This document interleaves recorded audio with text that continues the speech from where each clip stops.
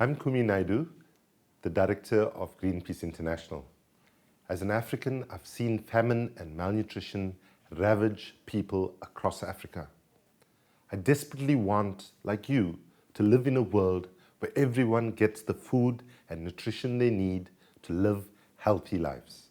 But genetically modified foods are far from the magic solution that the recent Channel 4 program suggested. The argument that genetically modified food is necessary to feed the world is based on the false assumption that hunger is a result of not enough food to go around. In fact, we have sufficient food we need to provide everyone with a nutritious diet. Yet, more people go hungry now than 20 years ago, and our environment and soil is damaged by intensive agriculture. In Africa and in other developing countries around the world, hunger and poverty go hand in hand. And the technological inventions like GM foods are not going to solve the real social, economic, and environmental problems that cause hunger. So what is the real driving force behind GM foods? Much of our food is grown to sell on world markets instead of meeting the needs of local communities for a healthy and diverse diet.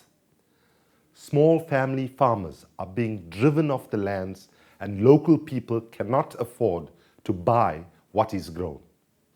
Investment in GM technologies favors industrial farming rather than addressing the needs of the world's 900 million small farmers. But the problems of the world's small farmers could be addressed with simpler yet modern and accessible technologies like improving soil fertility, improving roads to markets, and improving access to land and water. The focus on GM foods is undermining the solutions that already exist to end hunger and provide nutritional food for communities. It's a complex problem that will not be solved overnight, but it depends on people having access to land and money, and GM crops provide neither. For example, the two GM foods championed in the Channel 4 program as saviors for the developing world have not provided any benefits to the developing world. They are not in production, and neither has worked as intended, while other non-GM solutions have overtaken them.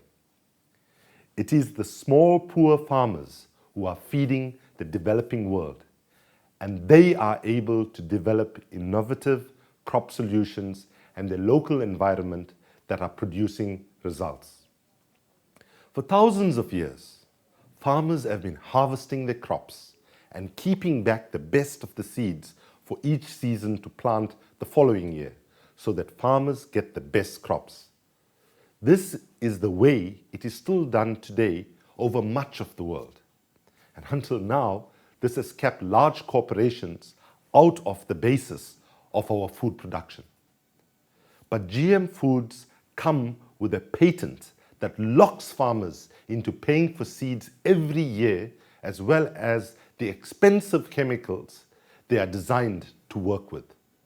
It also places the focus on single food crops for global trade while denying people a balanced diet and destroying the environment we all depend on. Far from being a solution, GM crops extend the worst industrial agricultural practices.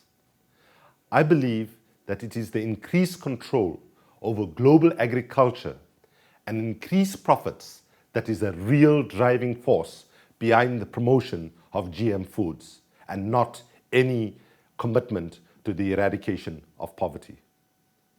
The time has come to recognize the false promise of GM foods and to support farming that meets the needs of local communities and protects the environment.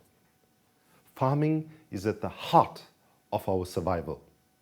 We need to restore the land degraded by the agricultural industry and help the poor to combat their own poverty and hunger. This doesn't mean simply feeding the world, but enabling the world to feed itself. Thank you.